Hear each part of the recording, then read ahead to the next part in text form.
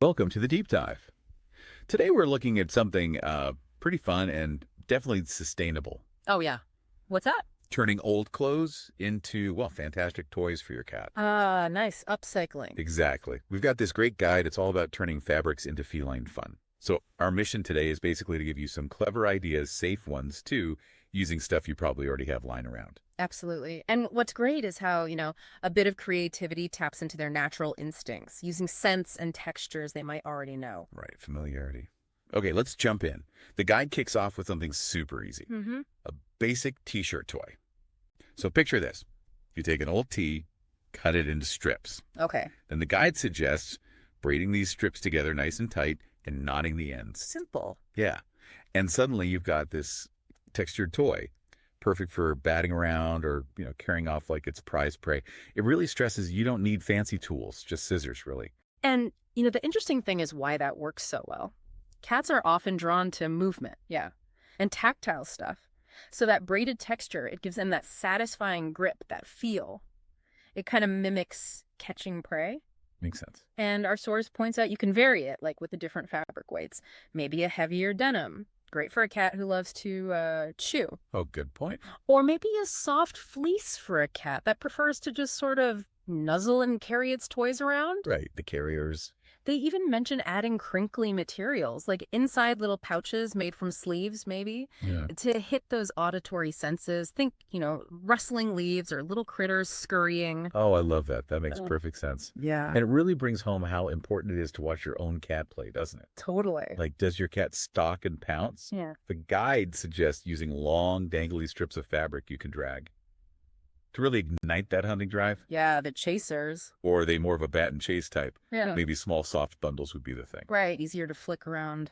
It really encourages you to tailor it. You know that old sweater you just can't quite part with? Right. A piece of that, with your familiar scent, could make their new toy feel extra special.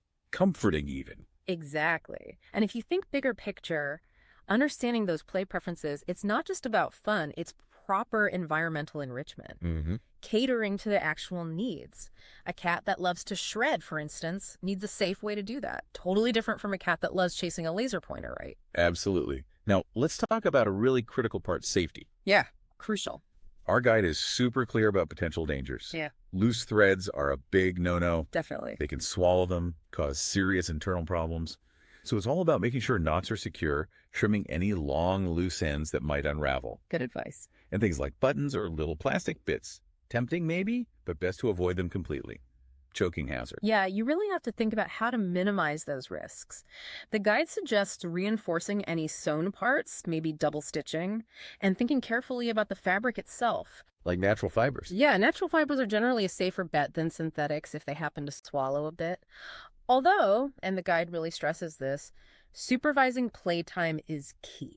Always. Especially with any new toy, and definitely a homemade one, at least until you're confident it's safe and holding up well. Absolutely. Supervision is just paramount, like our source says. It's part of learning, isn't it? Seeing how your cat interacts with this new thing you made.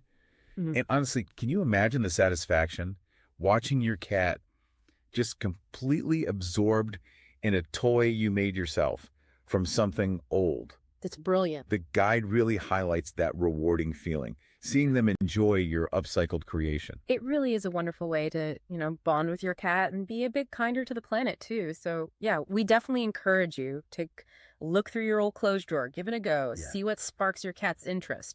Let your creativity flow a bit. And on that note, here's something that made me think about. How might this focus on, understanding and responding to your pet's individual quirks and preferences? How might that extend beyond playtime? Interesting question.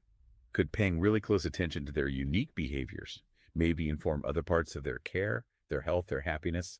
Just a thought to chew on. Thanks for diving deep with us.